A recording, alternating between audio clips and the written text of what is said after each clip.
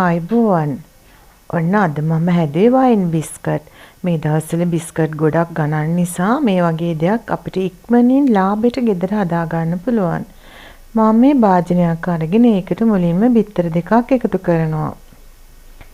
ඊළඟට මම මේකට සීනි මේස හැඳි 5ක් එකතු කරනවා. ඔයාලා ගන්න ප්‍රමාණයන් වැඩි කරලා හදාගත්තොත් ගොඩක් බිස්කට් හදා ගන්න පුළුවන්. දැන් මම මේ ටික හොඳට බීට් කරගන්නවා. මේක ගෑරුප්පුවකින් උනත් හොඳට සීනි ටික දිය වෙනකම්ම බීට් කරගන්න පුළුවන්.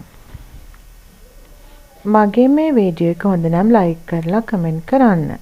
සබ්ස්ක්‍රයිබ් කරන්නත් අමතක කරන්න එපා. දැන් මේ ටික දිය වුණාට පස්සේ මම මේකට එකතු කරන්නේ මාගරින් ග්‍රෑම් 20ක්. මේ වෙනුවට ඔයාලට තෙල් මේස හැඳි දෙකක් වුණත් එකතු කරගන්න පුළුවන්. ඊළඟට මම මේකට පාන් පිටි එකතු කරනවා. පාන් පිටි මම මේස හැඳි 4ක් තමයි මේකට එකතු කරන්නේ. දැන් මේ ටික ආයෙත් හොඳට බීට් කරගන්නවා. මේක හරියම ඉක්මනින් හදා ගන්න පුළුවන් බිස්කට් එකක්. මේ එකතු කරන්නේ මං කිරි. ෆ්‍රෙෂ් මිල්ක් උනත් එකතු කරන්න පුළුවන්. මම නම් ගෙදර අපි පාවිච්චි කරන කිරි පිටි තමයි මේ දිය කරලා එකතු කරේ. ඊළඟට මම මේකට වැනිලා තේ හැන්දෙකුත් එකතු කරනවා. මේ වෙලාවේදී මම oven එක රත් වෙන්න දාලා තියෙන්නේ.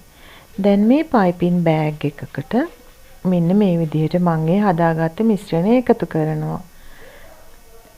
ඔයාලට ඉටි කවර් එකට උනත් මේ ටික දාලා අයින චුට්ටක් කපාගෙන මේ වගේ හදා ගන්න පුළුවන්. දැන් මේ මාගරින් ගාගත්ත තැටියකට මෙන්න මේ විදිහට ඒවා වක් කර ගන්නවා. ඊළඟට සෙල්සියස් අංශක 175ට විනාඩි 20ක් මම මේ බිස්කට් ටික බේක් කර ගන්නවා. මේ තියෙන්නේ මම ඒ හදාගත්ත බිස්කට් ටික. මම ඒ ගත්ත ප්‍රමාණයන්ගෙන් මේ වගේ දෙගුණයක් හදාගත්තා. මේ ටික හදනකොට තව ටිකක් මගේ බේක් වෙනවා. මගේ මේ වීඩියෝ එක බලපු ඔයාලට බොහොම ස්තුතියි. සුබ දවසක්.